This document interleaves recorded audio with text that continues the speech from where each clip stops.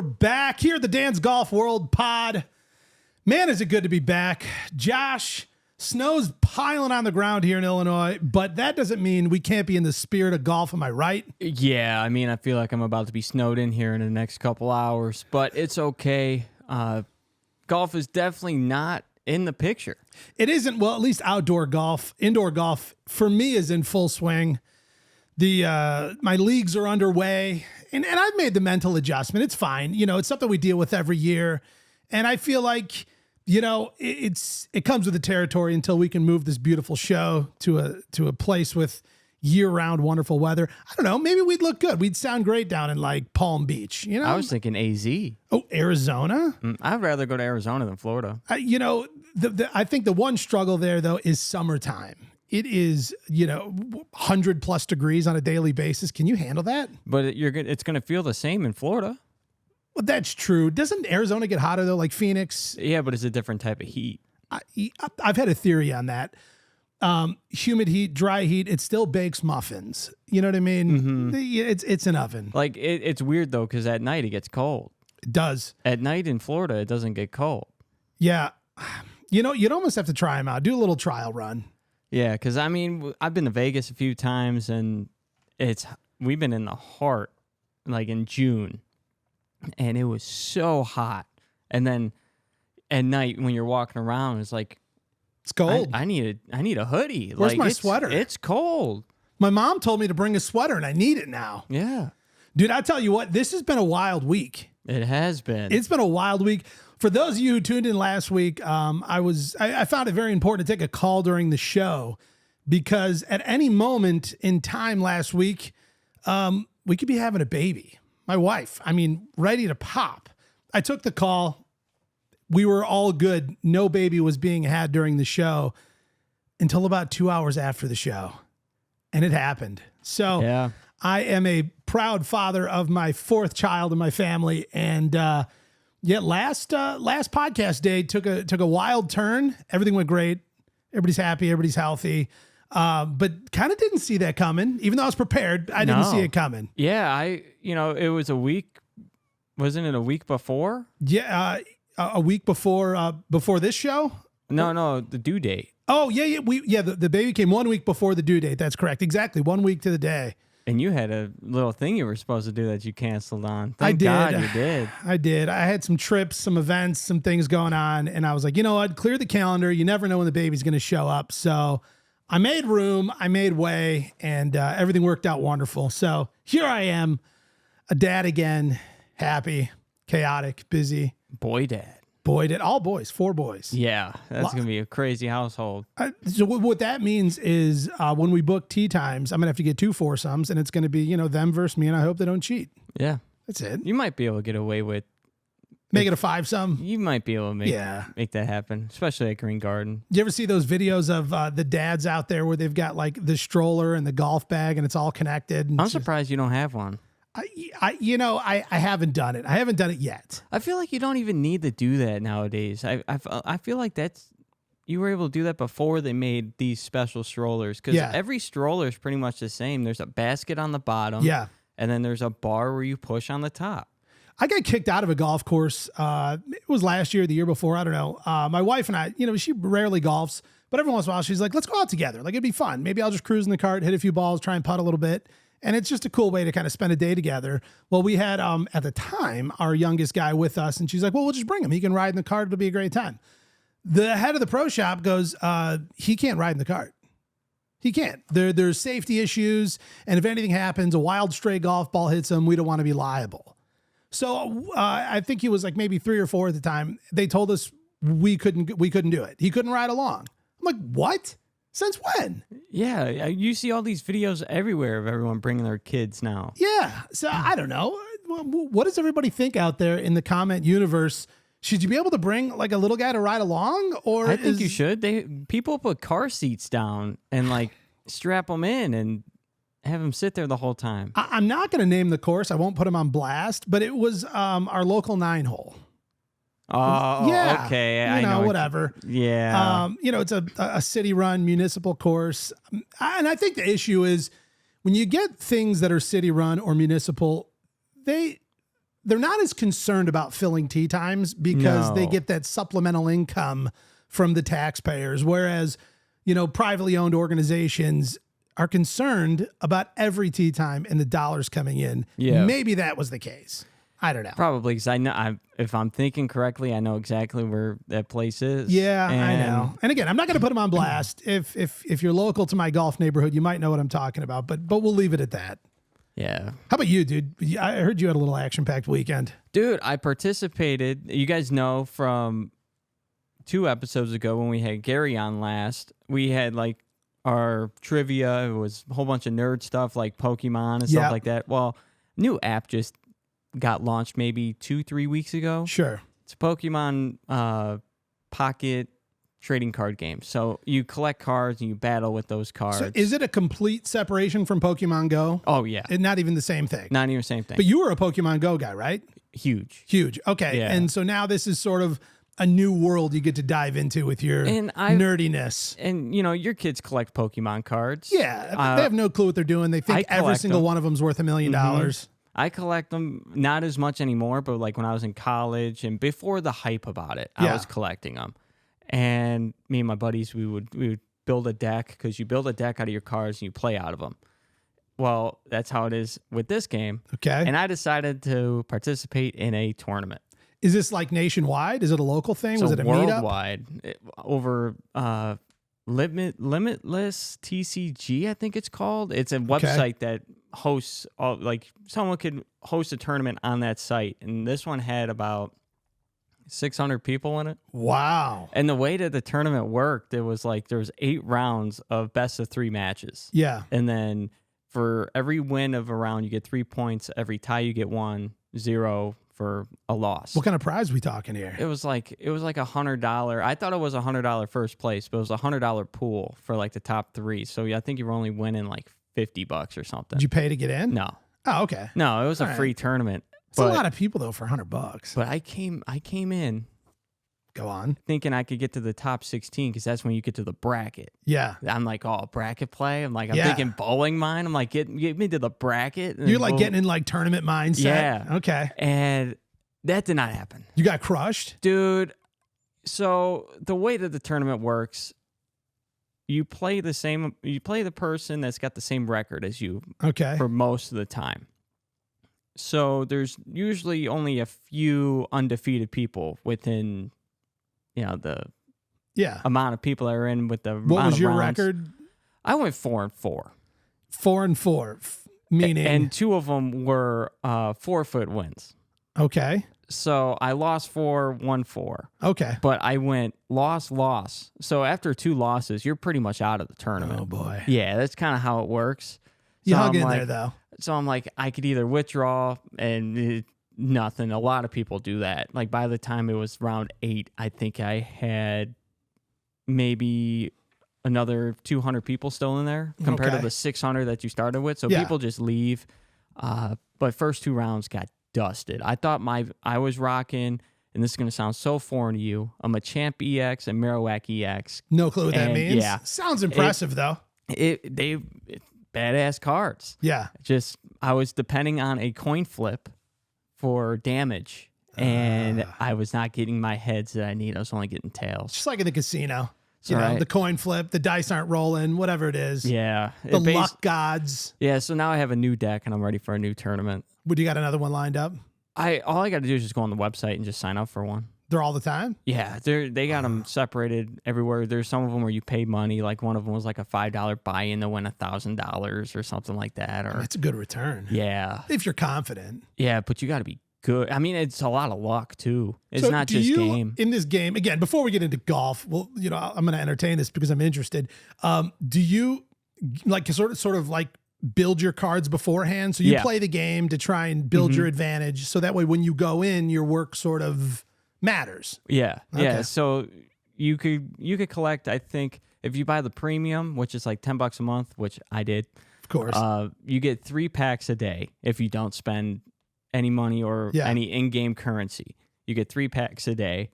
But honestly, throw a $40 in there. Little So, investment. yeah, you gotta throw a little bit of money in there to get Okay. some cards. But yeah, it's a great game, man. I love playing it. Takes a lot. It's some matches are like 15 minutes long. I think there's like a 20-minute timer on there. Sometimes there's a lot of strategy you put in play. So I dropped a clip in here, and this came across my TikTok scroll, and it was about Pokemon Go. And I'm curious if you're aware of this, or if after seeing this, you feel a little bit scammed from your investment time into Pokemon Go. Yeah, I'm uploading or pulling it up right now. All right, here we go. Let's see.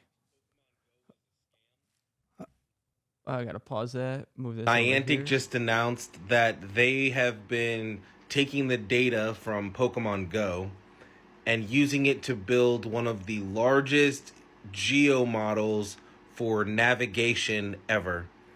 And so basically all the people who've been playing Pokemon Go over the years have been free geo navigators.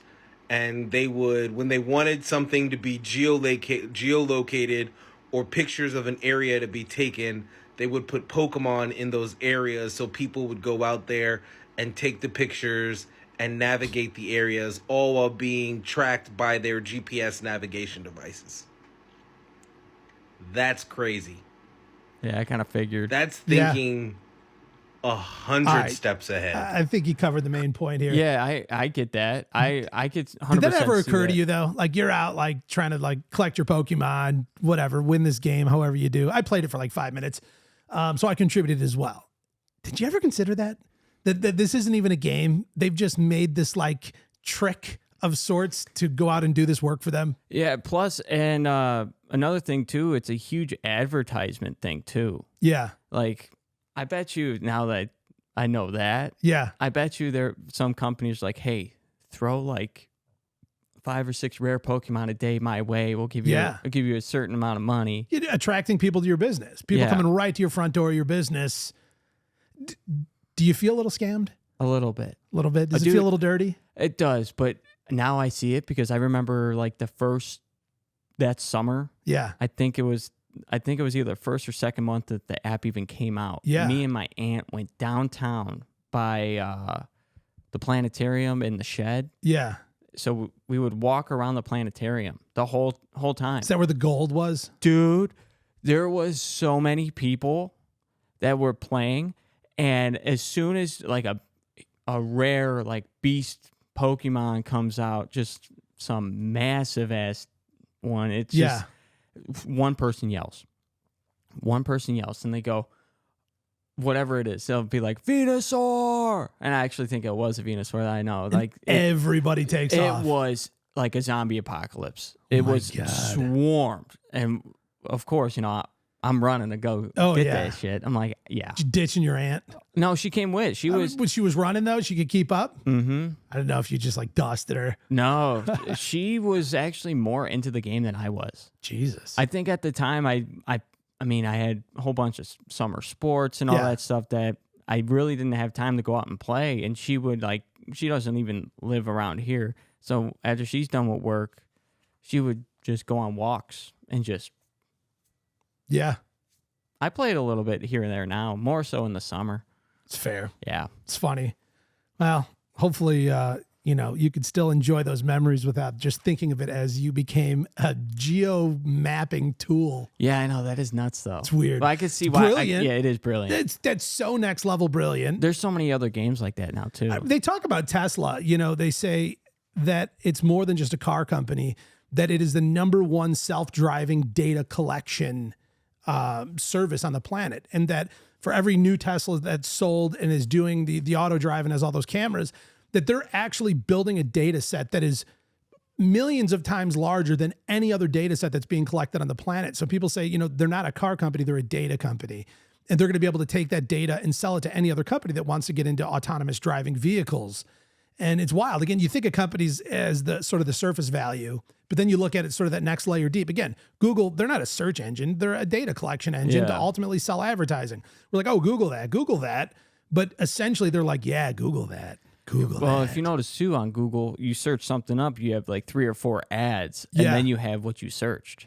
I don't know what it is. There's something about it. Like I search something and I instantly scroll past the first 3 sponsored and click the first like genuine post. Because I feel like that's the one that ranked the highest towards what I was looking for, not the one that you wanted to feed me that's paying you, that's nearest whatever I just said. Because it'll literally say ad. Yeah. Right on the sponsored ad, whatever it is. Yeah. It's wild. Whatever. Yeah. We're just feeding the machines. Feeding the machines. That's a plug us, get our, power plug into the back of our neck like the Matrix. And I wouldn't mind that, man. You don't mind it? Dude, if I could put a chip in my head that gives me like a superpower, are you kidding me? Yeah, but what about the day where you wake up and realize you're just in this pot of ooze and you weren't anything? Speaking of superpowers, you hear about the kid who he was from some foreign country. He purposely got bit by a black widow to try to turn into Spider-Man. Yeah, he lived. He lived. Wow. It was like a little 5 or 6-year-old. Did you ever hear that the joke by Theo Vaughn? He was like, my buddy got bit by a black widow. She was 40. It was at a bus stop. She was mad for no reason. That's funny. It's great. Let's jump into some golf. Josh, what do we got going on in the golf world? What are you reporting from the DansGolfWorld.com website? Nelly Korda wins 7th LPGA title of the year. Do you think she had a little extra motivation from the swimsuit shoot she did? Just making her feel good out there? Maybe. Could be. But it is her first tournament back from her neck injury, whatever she had going on with her neck.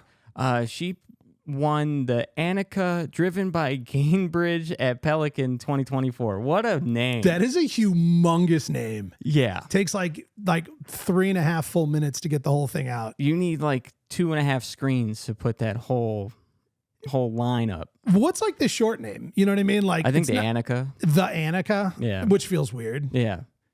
And speaking of neck injuries, that seemed to be like the plague of the top players because earlier in the year, Scotty Scheffler was dealing with neck stuff. Mm-hmm. That was sort of what he was nursing along the way, even though he was still dominating. But that's just interesting to think, top player in the male tour, top player in the female tour, both dealing with at least the same area of issue. I don't know if it was the same issue, but both having neck issues. That's what happens when you carry the tour. That's it. It weighs on the neck. That's it, man. Put it on their back. Who do you think is behind the naming of events like that? Who's like, oh, but we got to add this sponsor and then add the location, but don't forget to throw Annika's name in. And I feel like, what about the word driven? Don't forget that. Well, I think Gainbridge, I think has something to do with cars. That's probably like the title sponsor, whatever it is. Yeah, and then the Annika is probably for a girl probably named Annika or something. Or the golfer, possibly. Yeah. Annika Sorenstam. Yeah, probably. Okay. And then Pelican, that is where they played. Yeah, so we've got like who it's about, who paid for it, and where it's at. Yeah. All smashed in the title. Yeah. And you know what's crazy? She won this title already winning the Player of the Year. Yeah, that was already locked in, and then she won more. Yeah. Where mathematically, there's not another female golfer that could take Player of the Year because she had so many wins, and then she won more. Well, with 5 consecutive birdies on the back 9 in the final round. Dude, that's smoking golf. Dude, she jumped Charlie Hall, Jin Hee Eam. I love hearing you read these names. Keep going. And Wee Wee Zhang. Thank you. What a name. Wee Wee Zhang.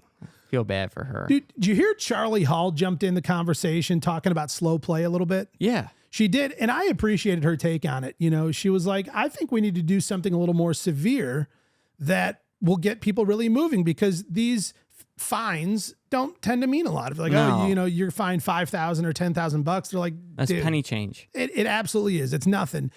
And, her thing was, well, after so many fines, you lose your tour card. You're not playing at the pace of the tour. You've been warned. And I think she proposed something like after 3 times that after that, it puts your tour card in jeopardy. And maybe you don't lose your full tour card. Maybe you have to sit out a few tournaments or something, however it progresses. But I do appreciate these sort of, nuanced takes at solving some of these problems from the internal side, from the player's side. Yeah. And Lucas Glover actually came out and he talked a little bit about some of the new rules that were made for the PGA Tour where they're, shrinking the field. They're doing some of these things, reducing the amount of tour cards going out. And he thinks it's a bunch of crap. He's like, okay, so explain this to me. We want to solve pace of play, so we shrink the tour? Yeah. Like, how does that make sense? We're going to call it a pace of play issue, and to solve it, we do something totally different and shrink the tour. And again, I think it's getting the take from somebody who's on the inside, not on the policy board, which is usually just a handful of well-known players. Again, we're not going to get into Patrick Cantlay, who is one of the leaders of the policy board, who's also one of the leaders of slow play. Mm-hmm. So you're going to have the guy who, again, we get into this sometimes where we look at this like in politics and things like that, where it's like the people who are breaking the rules are making the rules. And that doesn't make sense. So you get somebody like Patrick Cantlay, who is one of the biggest targets of slow play, is a part of setting the standard of how we solve slow play. Yeah, that doesn't make sense. That seems a little conflict of interest to me. But either way, I always genuinely appreciate when you get these sort of down-to-earth players like a Charlie Hall, who's going to step up to the mic during a presser and sort of say what they feel on a big stage, on a moment where the world's listening. And, that they're not afraid to step out of line, if you will, and throw their 2 cents out there. And I genuinely appreciate it. Yeah, I feel like the people that should have a say are the people that play more or play a lot quicker than people. Yeah. Because there are those players. And once you get stuck with someone that plays slow, and you have a faster paced game, it throws you off. They talk about the PGA Tour is like a player representative sort of run organization. That's why they have the policy board with players and all that. I think they switch it up. I think they go to, okay, the policy board can present what should be voted on, and then things go into a standard like election style vote among the card holding tour members.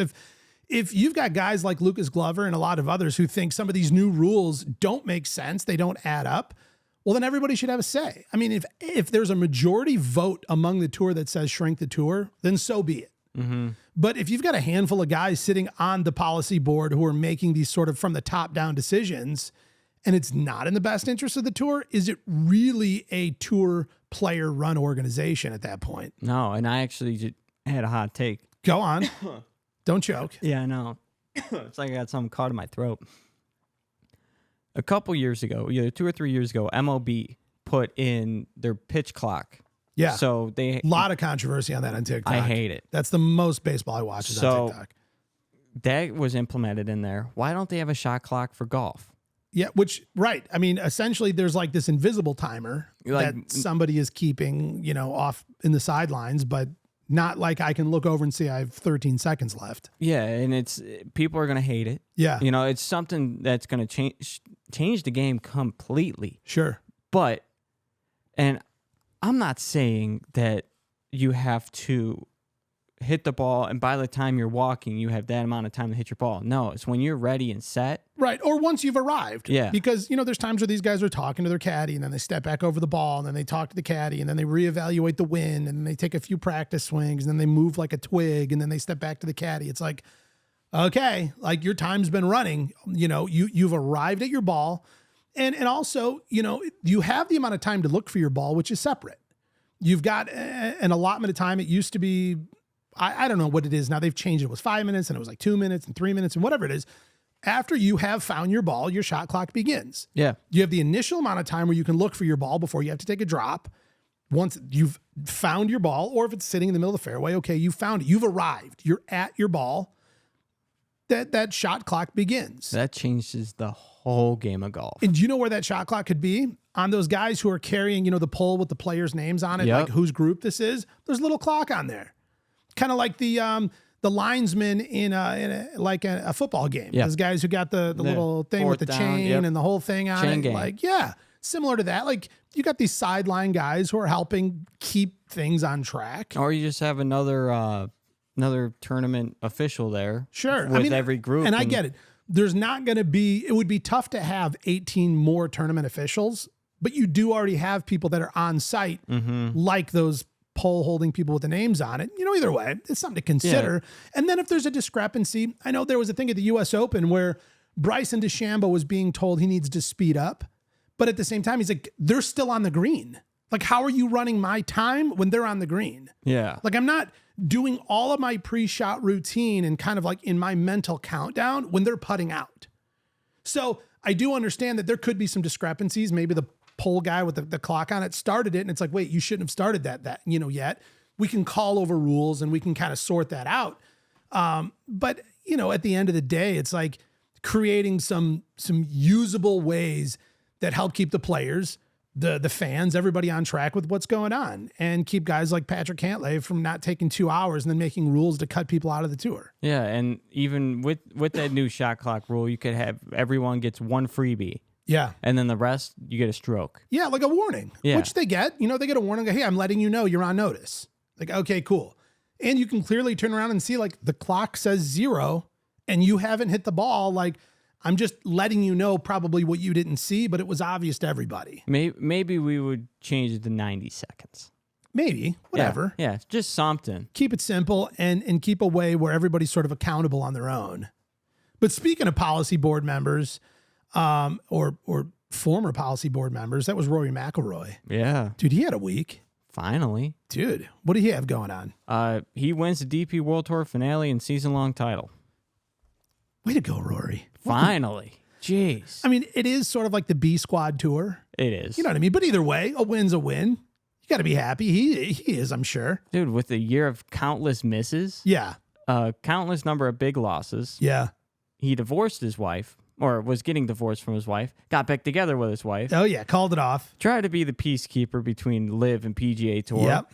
Jumped away from being the peacekeeper he said, I'm LIV and done PGA being Tour. the peacekeeper. He announced he's going to play less. Yeah. And now he wins the DP World Tour finale. And in the process of all this, completely reshaped his golf swing. Yeah. Which is wild to me as well. Tiger Woods did that, I think, 3 times throughout his career, where he completely determined, I don't care how rough this is going to be. I don't care how long it takes me out of competitive golf. I have to make some big changes. And kudos to Rory for saying, you know what?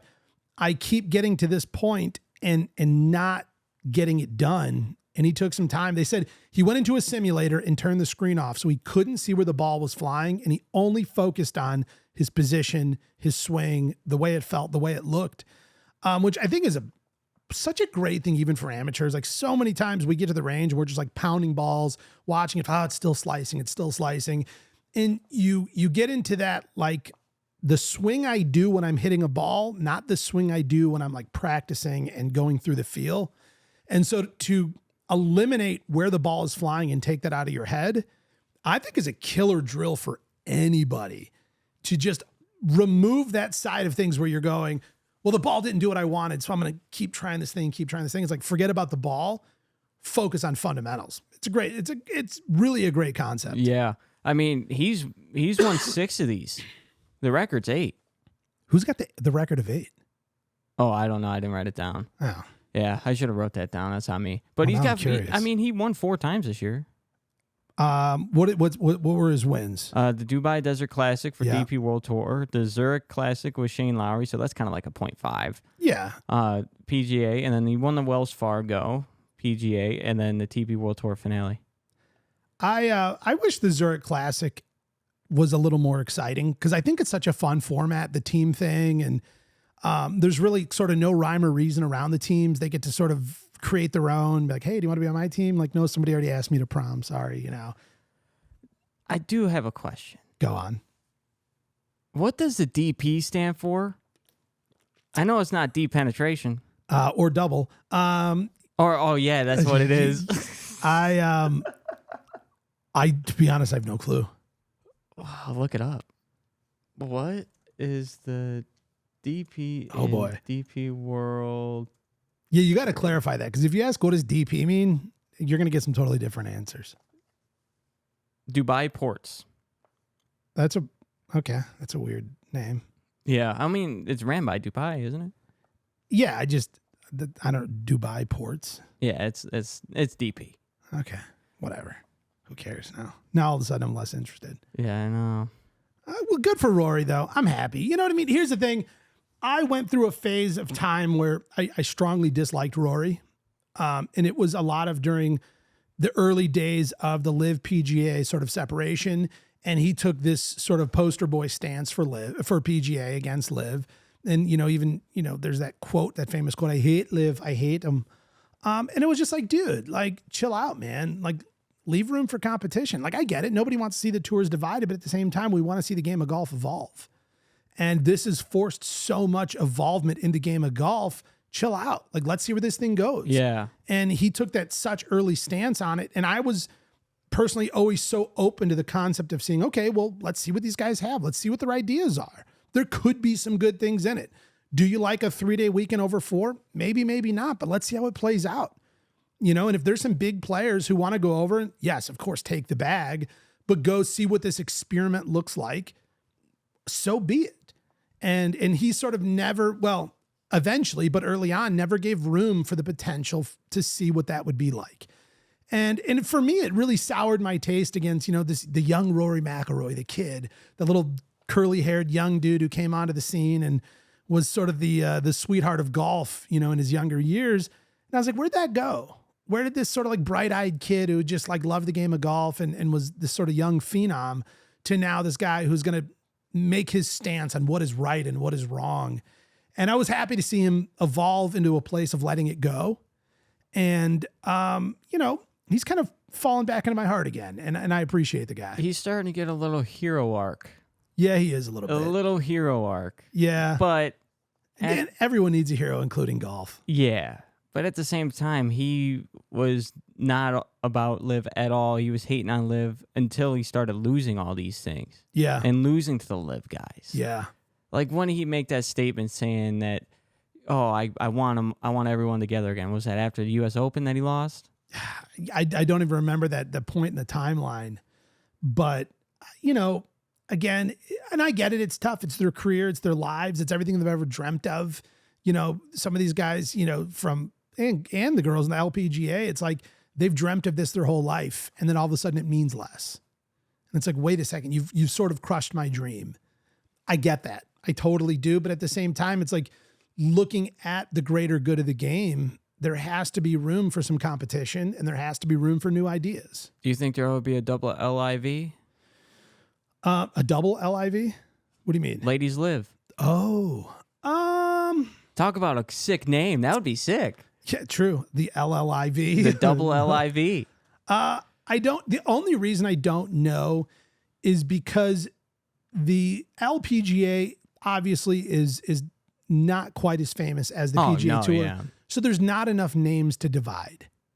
And I feel like there were enough names in the PGA Tour where they could extract some, you know, big handful of these top players without making either of them meaningless.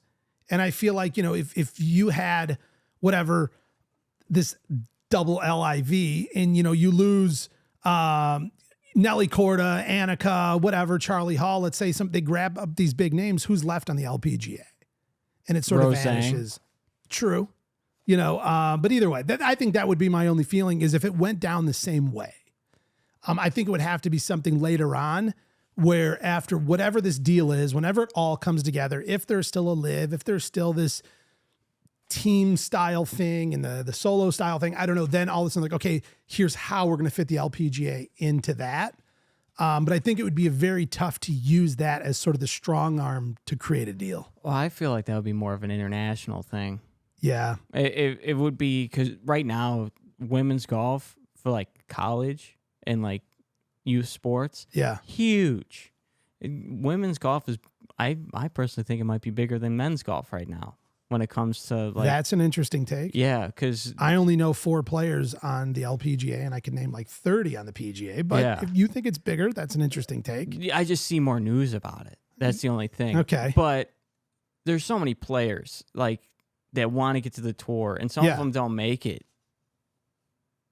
Live's an alternative to the PGA Tour. Why not make an alternative to the LPGA Tour? I think anything's possible, but I think a deal has to come together before we're going to see any of that. But the double LIV. Look at you go.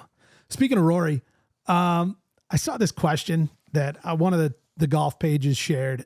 So I'm going to ask you the question. Hopefully you don't know the answer already if you didn't see this. How many private golf club memberships do you think Rory McIlroy has? It's going to be a pop quiz and then like an Instagram video I shared with you to reveal the answer. He's got to have at least 25. It's an interesting number. Oh, wait. No, because he could have a whole bunch of memberships across the sea too. I'm going 30. I'm going 30. All right. Hit play on the clip. I threw you an Instagram clip here. And you got to scroll over one for it to play. There you go.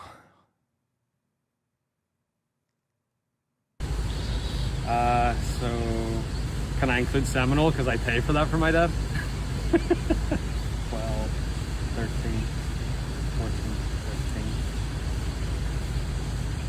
15. 15? My favorite is the RNA. I think that's probably my favorite. All right. Somebody asked the question right there, and this would be a great answer. Someone said, what's the RNA? Go down and see the replies.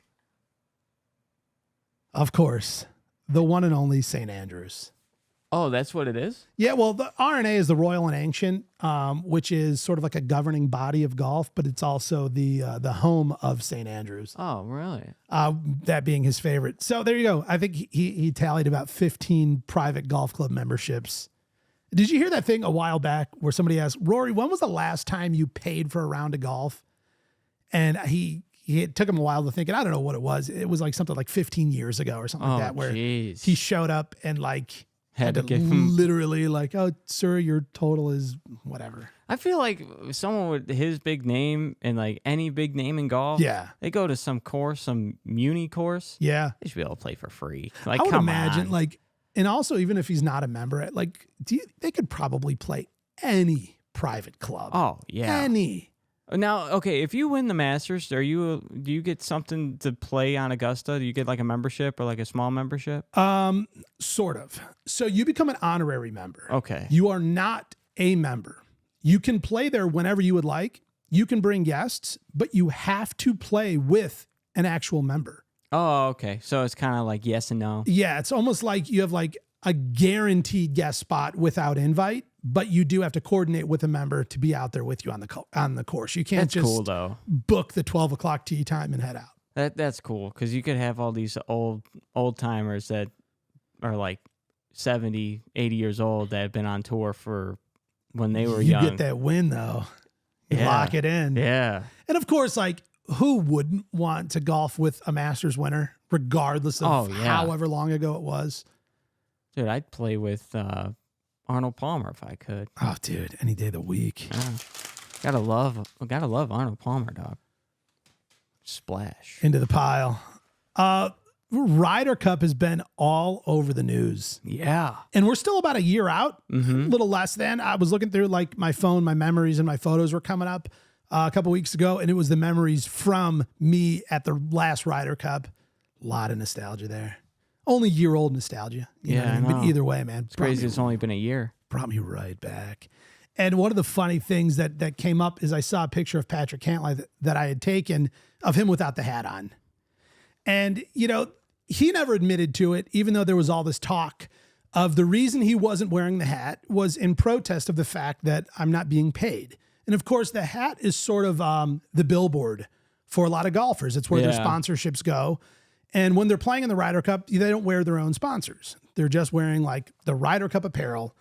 And, you know, he's like, if I'm not being paid to wear this hat, then I'm not going to wear it. You know, again, sort of a weird take because it's like, well, then go ahead and say, I don't want to play in the Ryder Cup. Yeah. But at the same time, here's what I understand about it.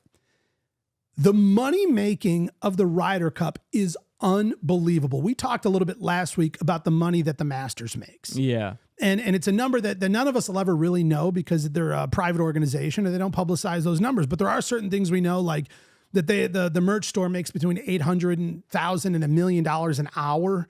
And obviously, like I said, about half of that for an hour came from me. I went nuts. I'm actually wearing a Masters pullover right now.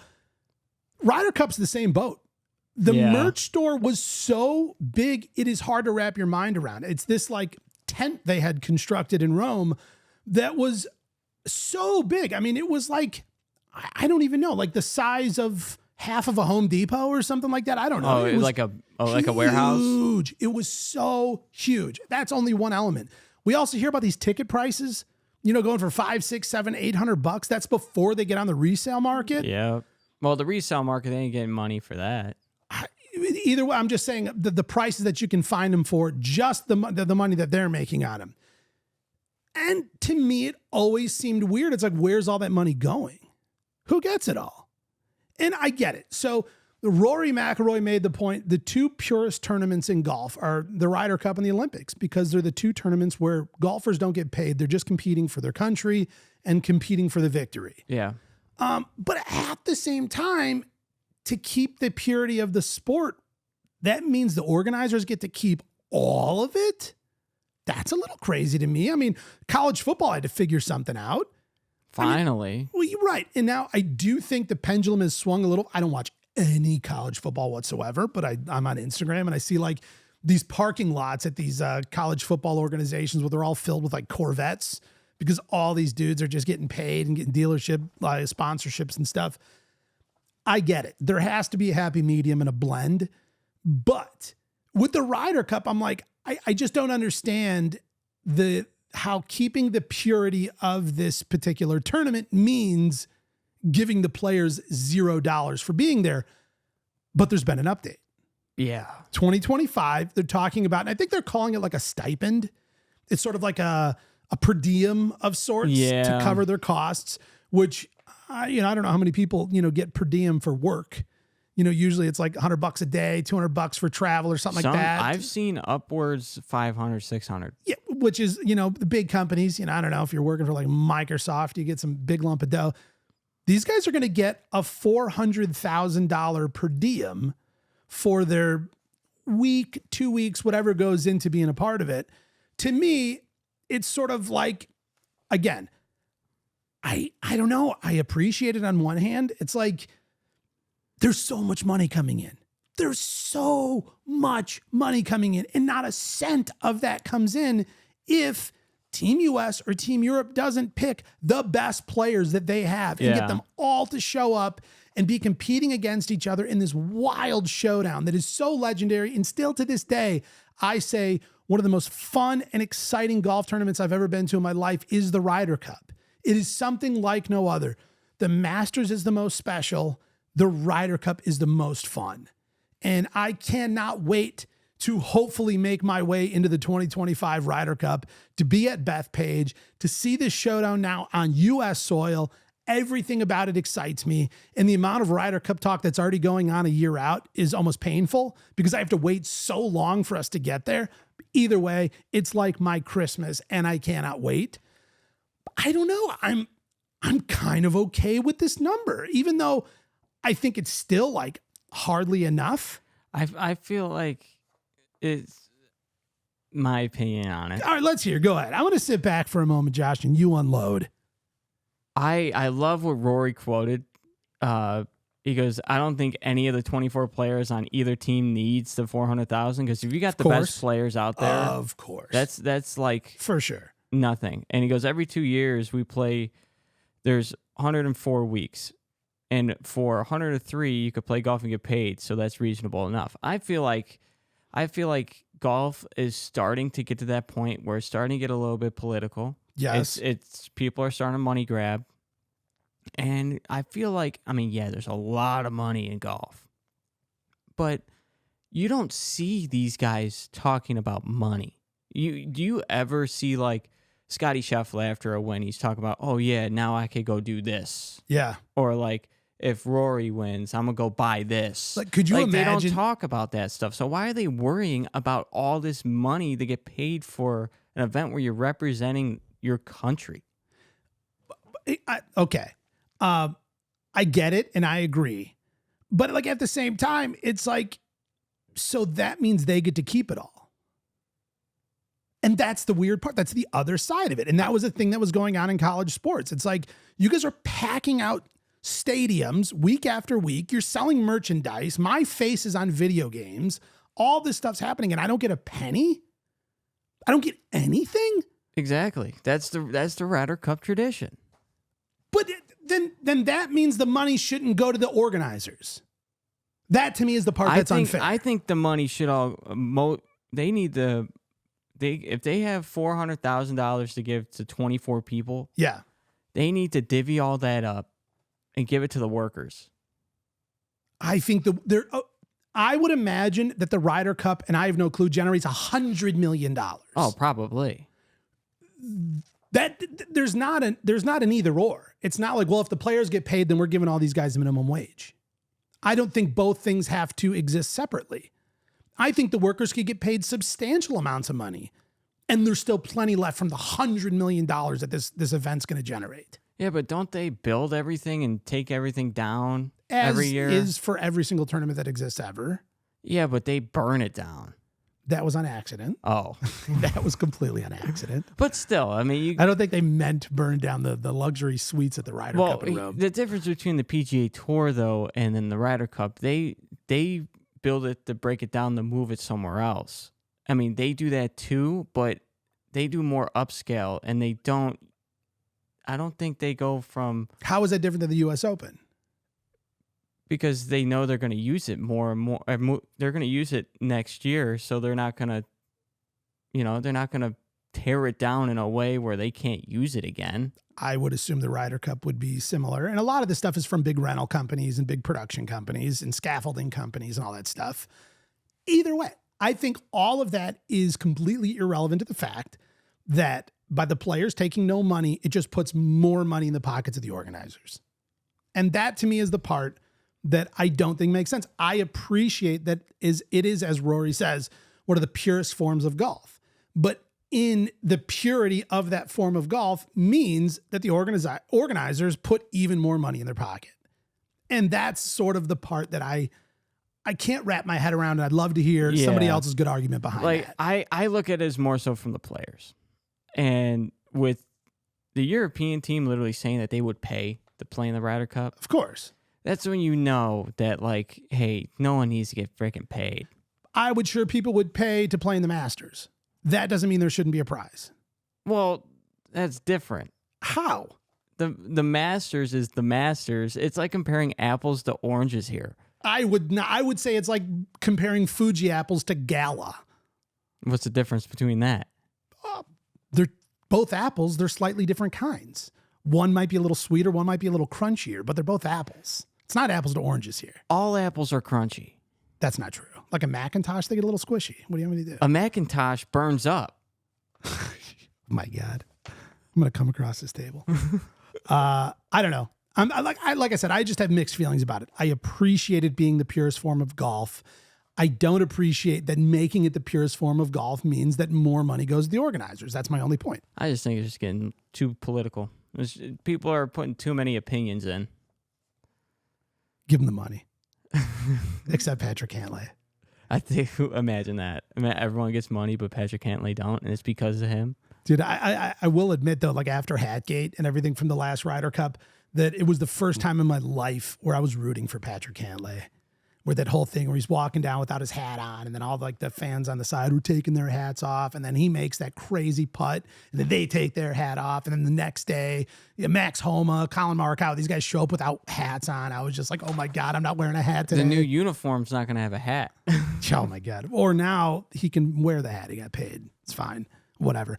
Speaking of money grabs, dude, did you watch this Mike Tyson, Jake Paul fight? Yeah, I did. Completely non-golf related. Yeah, Dude, I what watched a train wreck. Dude, you couldn't watch it on a TV. Why is it that across the board, and this happened to me before I even saw this on the internet, I could stream it on my phone, but not on my TV, and then I'm seeing memes and pictures everywhere that this happened for everybody. What was on the phone that didn't work on the TV? Maybe it was...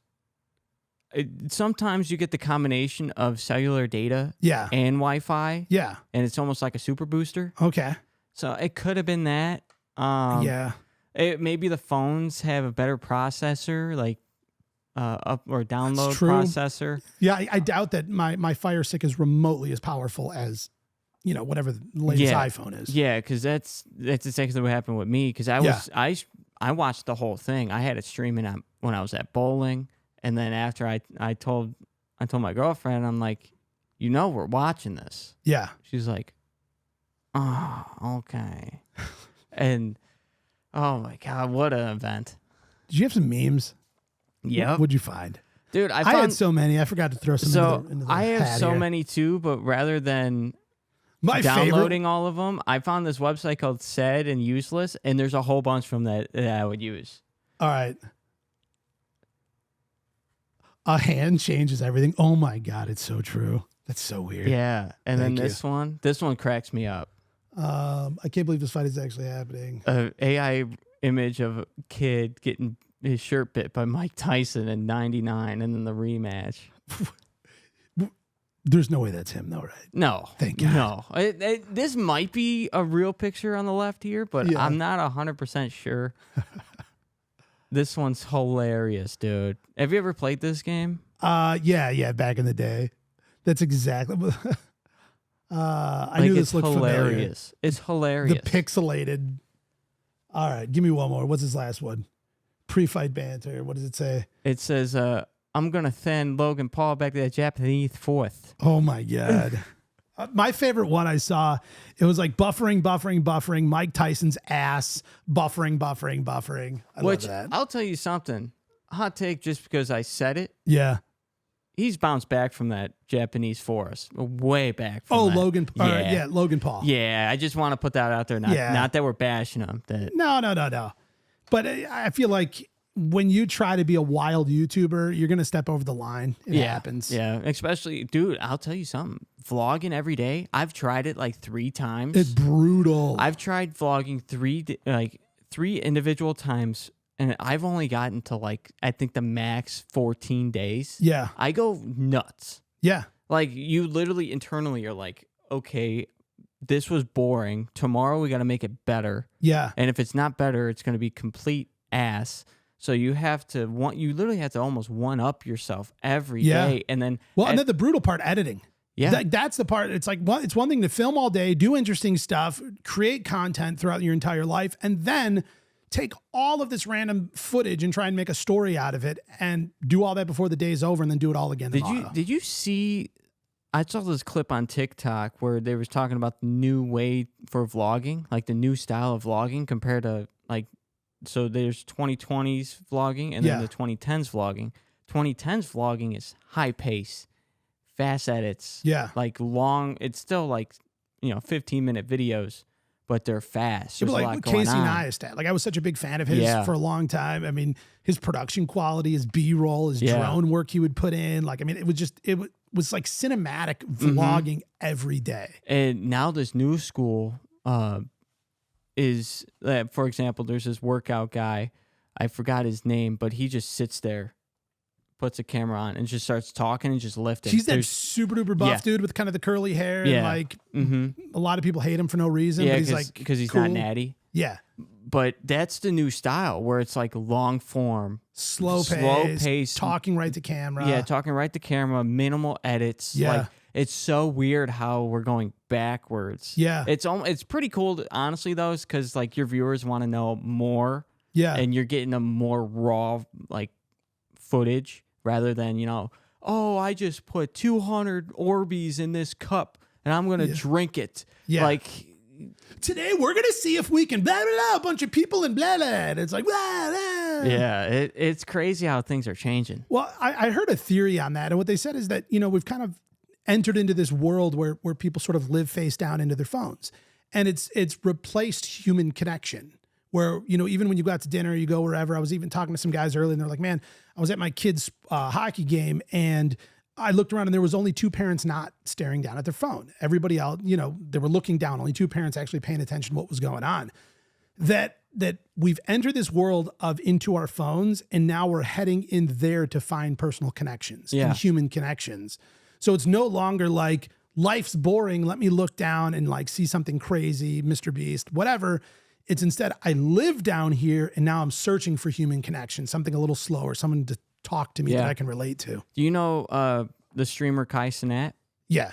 So right now, he's doing his, like, I don't know if it's a subathon or whatnot. He's trying to break the record because of having the most subscribers on Twitch. Okay. He had it, then someone broke it, and now he wants it back. So this whole month, he's live this whole month.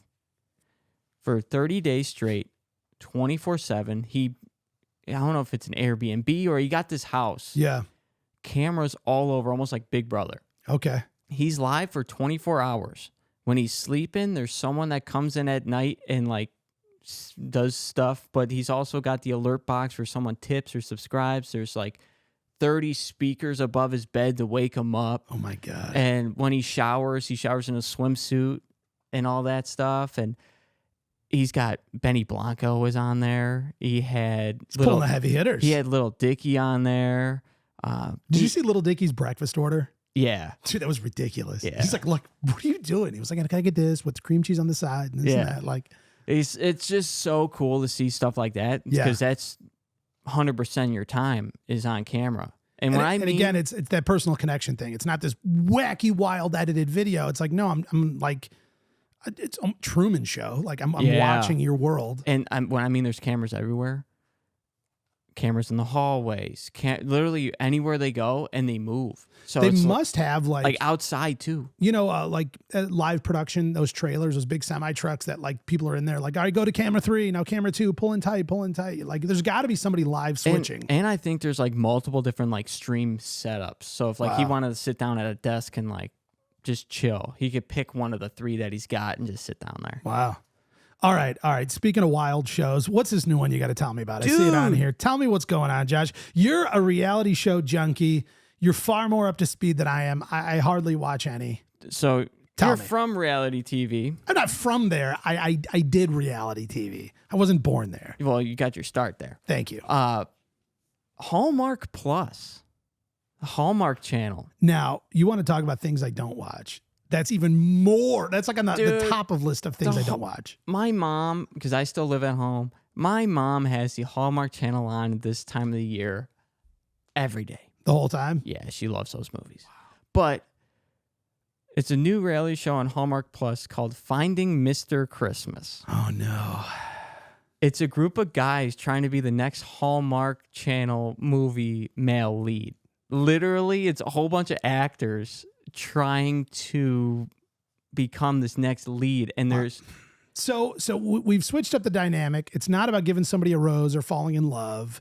It's not about surviving on an island and whoever eats doesn't like almost die. Yeah, this is like who can say and scene and like. And the first challenge was an acting challenge. So they had a chick come in and they literally did this scene, this quick scene. Whoever did it the best won. Whoever didn't do it was on thin ice, as they say. And then it's just like crazy because you get sent home, you're taking a stocking down. You're taking a stocking down. Your stocking has been taken down. I don't know her name, but I only remember as Barbara Jean from Reba is in the show every episode. Okay. Like, it's so funny, man. And like one guy is getting a whole bunch of heat from the couple clips I seen. Yeah. This guy's getting a whole bunch of heat because he was, I think he was in the musical Rent.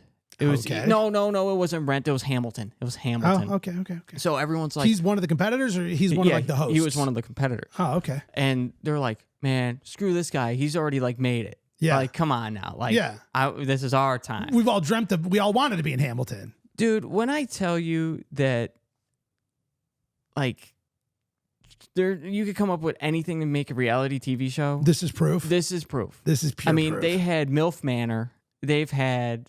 That was on TLC. They had another one on TLC. It was Welcome to Myrtle Manor. Yeah. That was all about like Myrtle Beach and an RV trailer park. They've had My Strange Addictions. They've had any game in the world. Like I Survived a Japanese game show. I don't know if you remember that show. They just everything. And now they have like, okay, this is a show for you to be in a show. You know what I mean? The prizes have evolved from like back in the day it was cash, straight up. Cash prize. It usually still is cash. And then it evolves like, oh, your reward is finding the love of your life after a month or whatever. Speaking of cash prizes, I saw this like insane thought that I don't think that many people have pointed out. After 47 seasons, why does Survivor still have the same cash prize?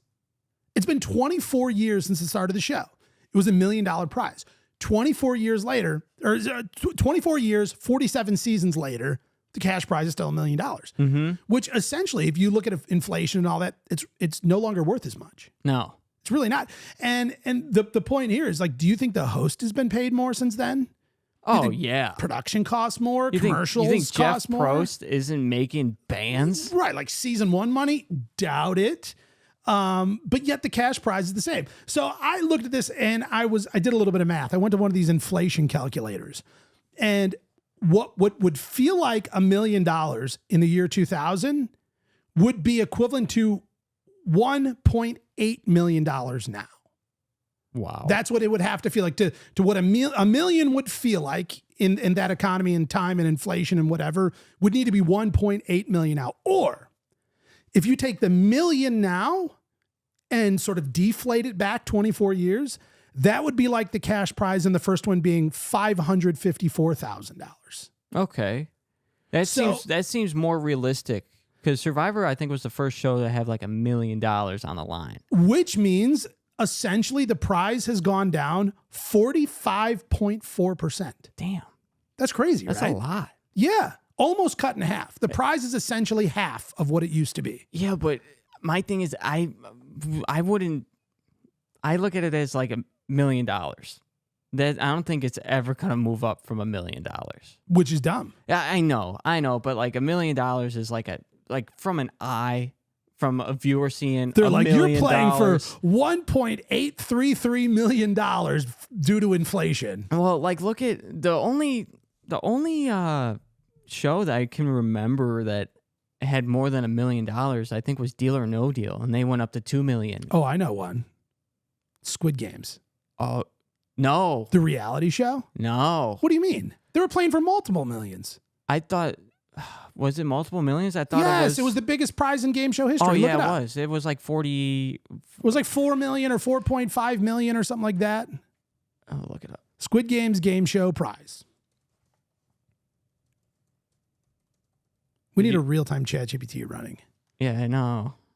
Oh, yeah, 4.56. Exactly. Did you watch that? I watched season 1, and I'm very excited for season 2. I didn't watch any reality shows. I don't know why we decided as a family to watch that, and it was hands down my favorite reality I've ever seen in my life. I don't remember his name, but do you know that villain? That kid that was portrayed the villain, the guy? I think so. He was on Perfect Match, which is another reality show Oh my God. run by Netflix, and just started shit.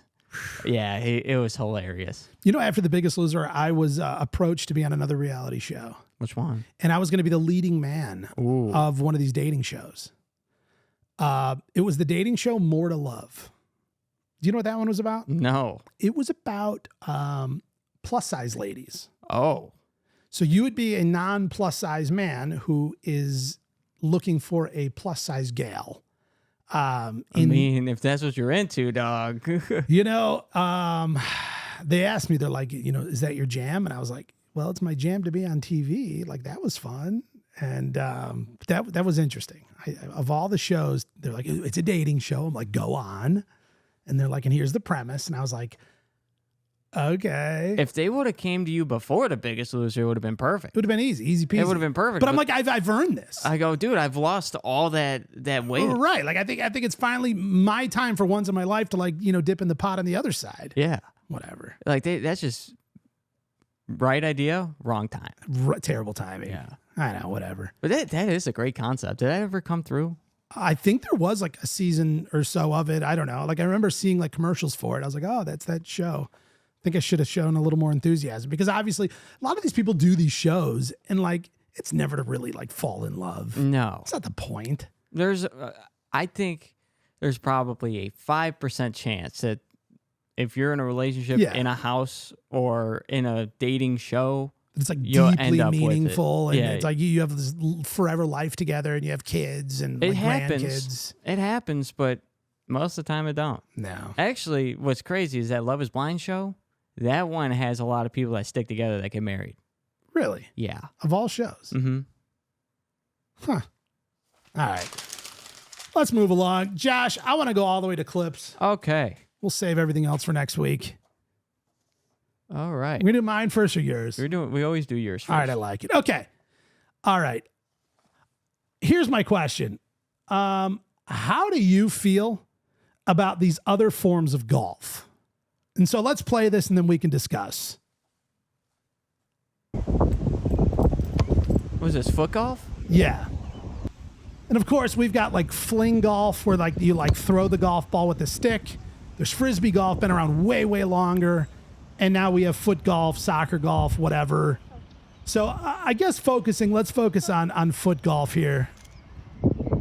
Is she going to make the foot putt? That just looks so weird.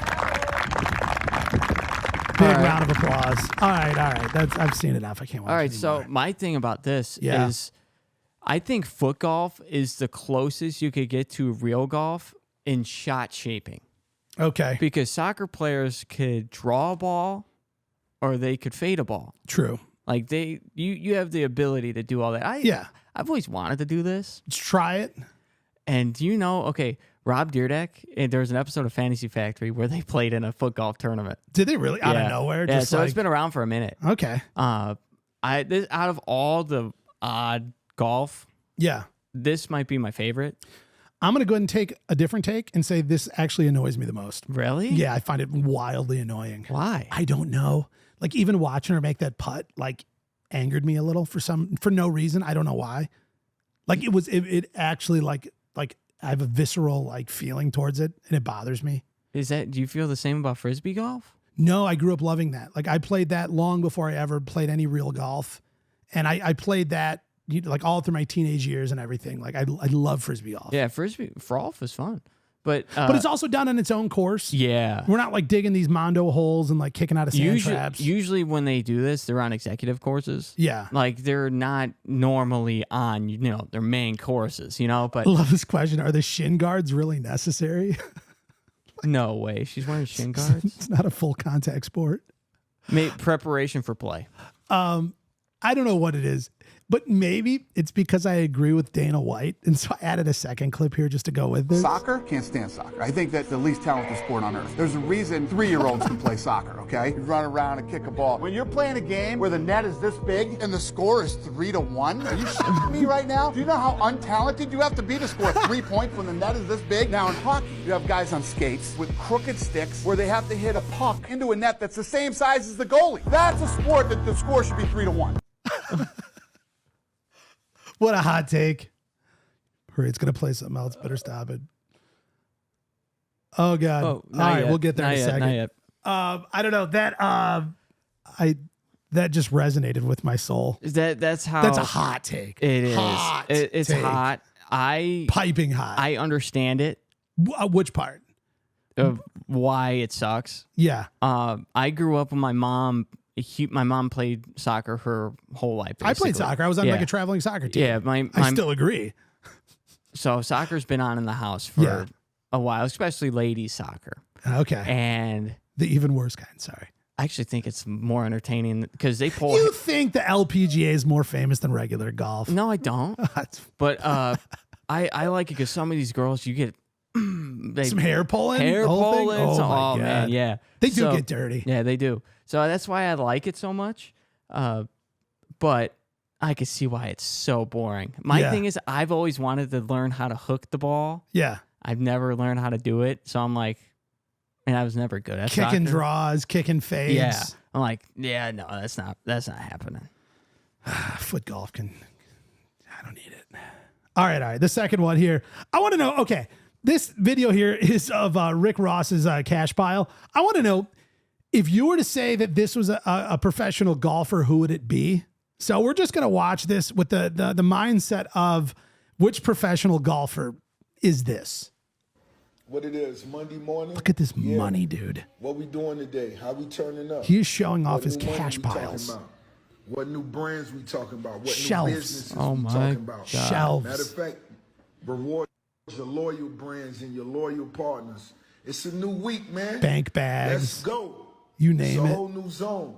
Get on that old ass Facebook. Piled up on the desk. Posted in a long time. Post some of this new shit. All right. Oh my God. What pro golfer would that be equivalent to? That's gotta be like Tiger. It's Tiger. Yeah, it's got to be Tiger's Tiger. the money stacks. Yeah, it's got to be Tiger. I felt like that could also be like prime John Daly. That too. Prime. Scotty Scheffler right now. Oh, easily. Bryson DeChambeau in his new house. Yeah, I'm waiting. As much as I know it probably won't happen, I want to see him just shank one through a window. Just see what happens. Do you ever see the memes? Wait, can we just go ahead and agree real quick that this series that he's put on, hitting a ball over his house every day, adding a ball each day to make a hole in one, is like electric? Yeah, everyone's watching it. Dude, everyone's watching it, and these videos blow up instantly. And as soon as he posts it, it's the first thing I see on my feed, and I'm so thankful for it. Me too. And then you notice there's people that are recreating it. Oh, like so many. Even with their own little spin to it. Like there's one guy that Bryson is literally commenting on it. You like dig the hole bigger. Yeah, he goes day. dig a 10 foot wide hole and see if you get it. Yeah. And he still didn't get it. Did you see this other dude who was like trying to hit over his house, and he just hits in? He put a car in front of it first. He's like, let's raise the stakes, and then he just hits the car. It was a BMW. Hits the car, moves the car, hits the house. Like, there's so many versions. Another guy, he works at a golf course, so he's hitting over the pro shop onto the 18th green. Like, Oh, I saw that one. Yeah, I saw that dude, one. it's wild. Like, that series is brilliant, simple, and everybody wants it. I'll tell you something. I don't have the balls to hit it over my house. No, I'm going to thin one right into the front pane glass window, right into the front room, as we call it in Illinois. Oh, I still say front room. Yeah, you got to. Yeah. All right. I got one last one. For this next one, which friend are you? If you can't lose that money, don't gamble. Oh yeah, don't gamble money that you can. Man. I mean, unless it's a lock. There's no such thing as a Steve lock. and Brad. Unless it's a lock. If it's a lock, Oh my God. That's it's a little different. that's bad. That's bad. So I was in. Again, Yeah, that is funny. here, hit that X so you don't play the next one. Just hit that. Yeah. All right. Now, okay. Yeah, there we go. Yeah, which friend are you? I love to encourage my friends to gamble on anything. I'm the lock guy. Are you? Yeah. I love that. I'm like, dude, if it's a lock, do it. Yeah. He's like, there's no such thing as a lock. He's like, yes, there is. What's funny is like when I was in New Orleans last time with family and friends of mine, we put money on the Packers Lions game, I think it was. Yeah, it was the last game of the season. Packers needed a win to make the playoffs. So I'm like, I'm telling you right now, Lions are a lock. Lions are a lock. What happened? They won. We cashed out. This is guaranteed. It was free money. It was guaranteed. I'm like, dude, he's got to win. And the way that they're playing this year, it's not going to happen. Lions are going to underdog this and beat them. And they did. You know the dude, Mickey Mace, who's like that professional gambler? Yep. He was talking about how, he's like, we have a different approach to sports betting, and we move the money lines. Host was like, how? He said, so what we do is we find a smaller betting organization that has a line that looks good towards the side we want. Mm-hmm. He said, but what they'll do is they'll throw like $500,000 on the other way. And then now to balance it, they have to move the line even farther in the direction that they actually want. And then they'll throw $1 million on that side. Okay. So they're kind of throwing away $500,000 to kind of juice the pot on the side they actually want to put $1 million on. Wow.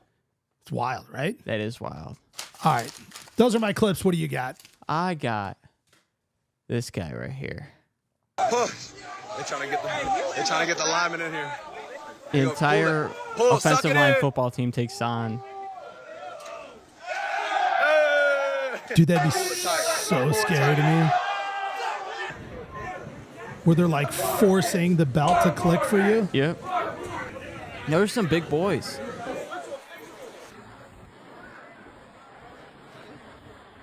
Is this one of those Definitely water some big rides that splashes at the bottom? Yep. Please show us the splash.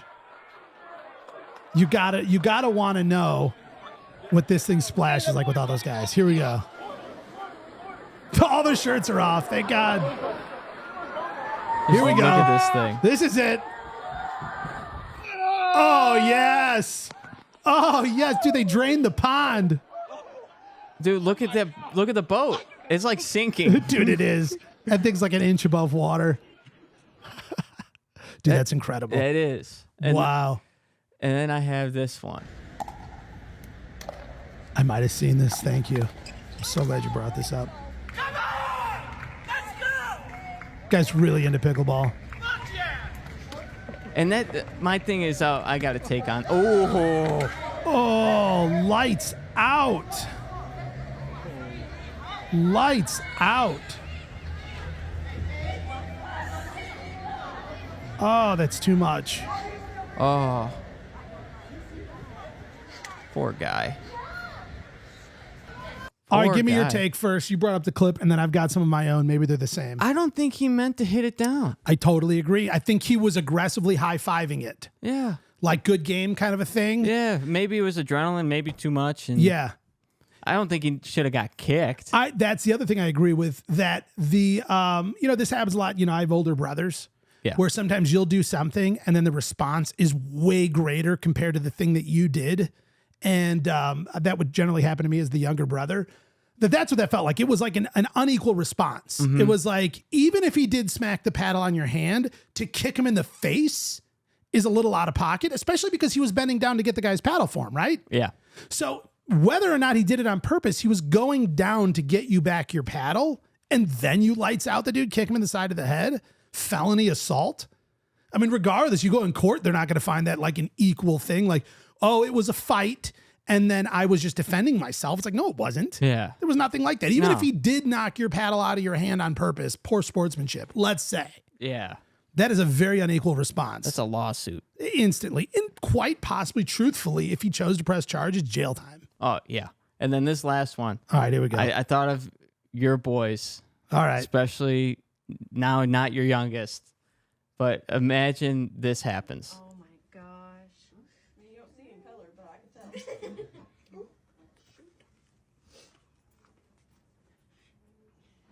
How big was his wiener? Avery, see what I mean? Jesus. How big was his wiener? Of all the things to ask. Yeah, I know. Avery. Just all Why? smiles. Why? All smiles. There's like, I gotta know what the competition looks like here, Mom. Yeah. Is this kid? I got to know what I'm working with here. Do I instantly have a brother that's better than I? Wow. First thing that comes to a kid's mind. Yeah, I know, right? It's great. All right, dude. I think we covered it all. You good? Yeah, I'm good. I'm good. All right, folks. That is it for this week's show, the Dan's Golf World Pod. Thanks for sticking around. We'll see you next week.